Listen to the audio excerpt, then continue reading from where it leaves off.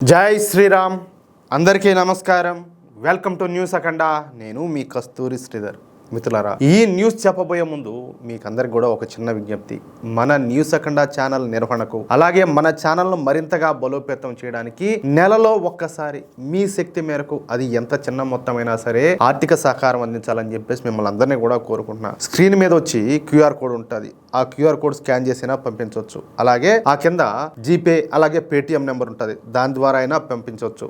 అలాగే కింద comment box లో అకౌంట్ డీటెయిల్స్ ఇస్తా, వాటి ద్వారా అయినా పంపించవచ్చు. ఒకవేళ మీకు డబ్బులు పంపడంలో ఏవైనా సమస్యలు తలెత్తితే అదే నెంబర్కు వాట్సాప్ పనిచేస్తుంది. ఆ వాట్సాప్లో నాకు ఒక్క మెసేజ్ చేశారంటే నేను మరేదైనా నెంబర్కి పంపించాలా అనేది నేను మీకు తెలియజేస్తా. ప్లీజ్ దయచేసి ప్రతి ఒక్కరు కూడా సపోర్ట్ చేయండి. మన ఛానల్కు అండగా నిలవండి. ఈ కాలంలో స్వచ్ఛందంగా, అంటే ఎవరి మీద ఆధారపడకుండా ఒక ఛానల్ నడిపించాలనేది మామూలు విషయం అయితే కాదు. అది కూడా ఇదేం ఎంటర్టైన్మెంట్ ఛానల్ కాదు, మరొకటి కాదు కదా. ఒక జాతీయవాద వార్తలు అందిస్తా నలుగురికి ఉపయోగపడే విధంగా, దేశం కోసం ధర్మం కోసం పనిచేయడం అంటే నిజాయితీగా అది మామూలు విషయం అయితే కాదు. ఖచ్చితంగా కత్తి మీద సామే. కాబట్టి మీరందరూ కూడా మన ఛానల్కు అండగా నిలవాలని చెప్పేసి ప్రతి ఒక్కరిని కూడా కోరుకుంటున్నా. సరే, ఇక న్యూస్ విషయానికి వస్తే, కాంగ్రెస్ పార్టీ మన దేశాన్ని పరిపాలిస్తున్న సమయంలో మన భారతదేశం పాకిస్తాను, బంగ్లాదేశ్, శ్రీలంక వంటి దేశాలతో పోటీ పడేది అనమాట. చూడండి ఎలాంటి దేశాలతో పోటీ పడతా ఉన్నిందో. కానీ ఇప్పుడు మన దేశం చైనా, అమెరికా వంటి దేశాలతో పోటీ పడుతుంది.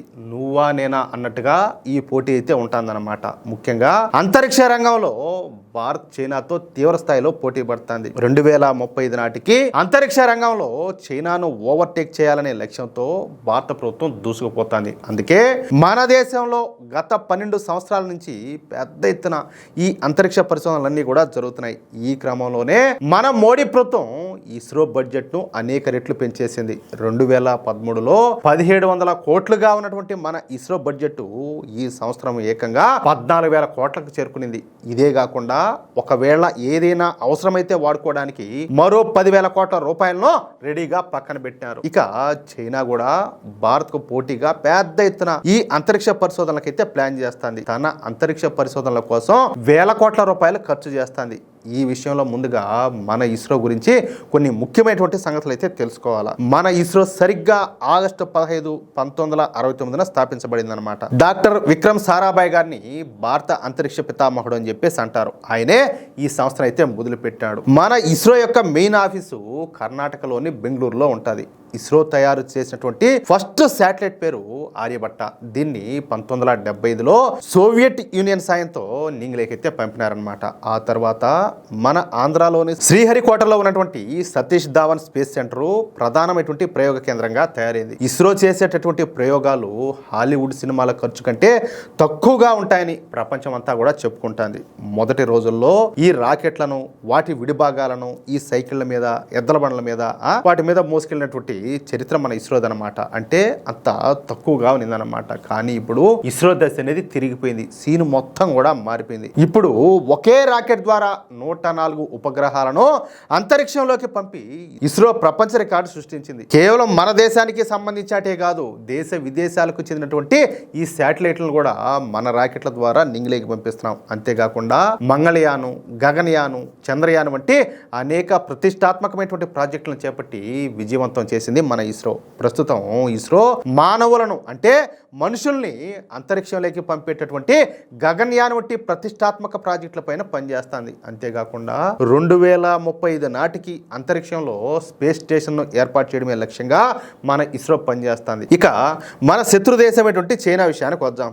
చైనా తన సొంత అంతరిక్ష సంస్థ అయినటువంటి CNSA ద్వారా అగ్రరాజ్యంగా ఎదిగేందుకు వేగంగా అడుగులేస్తుంది. ఈ సంవత్సరం 2 మానవ సహిత మిషన్లు అయినటువంటి షెంజౌ, అలాగే ఒక కార్గో మిషన్ చేపట్టాలని చెప్పేసి ప్రణాళిక అయితే వేసిందనమాట. అది కూడా మన భారత్ కు పోటీగా చైనా ఈ 2 ప్రాజెక్టులను చేపట్టింది. మన భారత్ గత 12 సంవత్సరాలలో ఎప్పుడు లేనంత వేగంగా అంతరిక్ష రంగంలో బలపడతా ఉండటంతో చైనాకి ఇప్పుడు నిద్ర పట్టడంలే.